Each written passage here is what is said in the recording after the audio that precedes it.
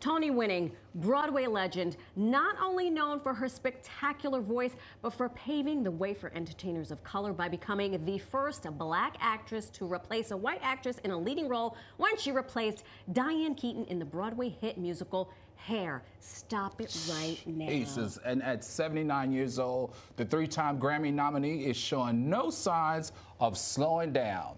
And guess what? Oh, look at her. That's beautiful. Come on. And on July 9th and the 10th, she will be performing at the 54 Below, where she will serenade audiences in her new show, Melba Moore, From Broadway with Love. I want to be there. That's the 9th and the 10th. That's next week. You could ask her for tickets. Maybe she can do it here. Let's stop talking and let's get her over here. Please welcome the incomparable Melba Moore. Yes. Hi. All right. Thank you for having me. Thank you. Thanks Absolutely. for joining us. Please have a seat. Oh, thank you. On our very uncomfortable couch, but you know. Oh, it's hard. It's okay. I'll just sit up. Well, Right. it forces us all to sit up. Yes. This is unbelievable. Music teacher on the Upper West Side. Oh, I taught in Newark. I lived on the Upper West Side. Potato. I blame them both.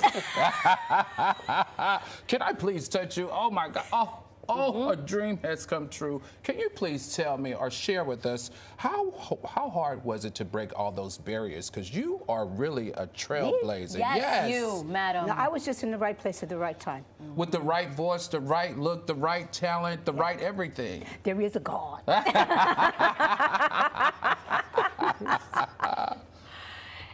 I mentioned the Upper West Side and you mentioned Newark. How did that shape or inform your journey to where you are now? It's a great question. As a New Yorker, I was an only child, broken family, single mother, who was also a singer.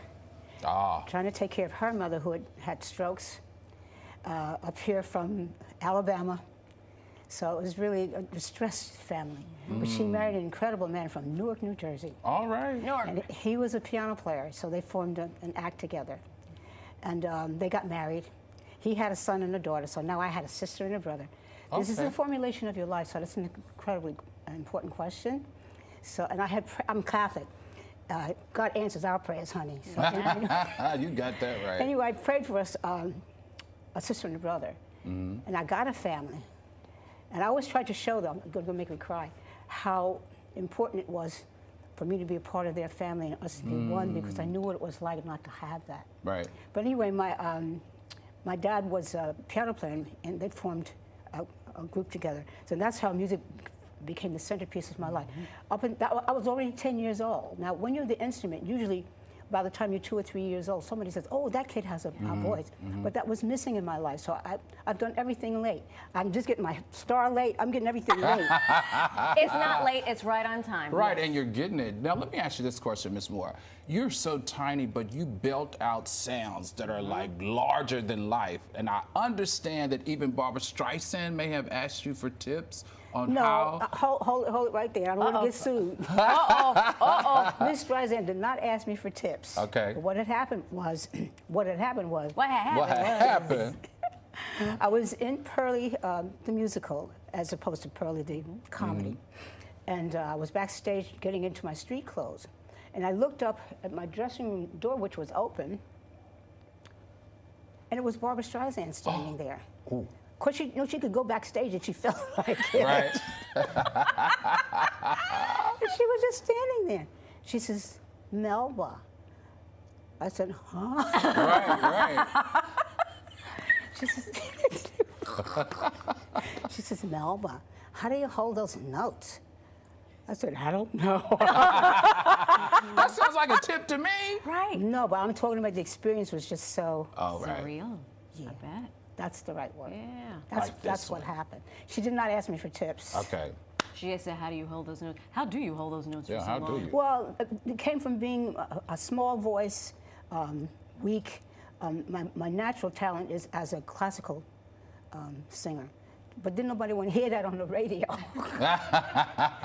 So I really had to learn how to do everything that I do. But now my life and career is very diverse because of that.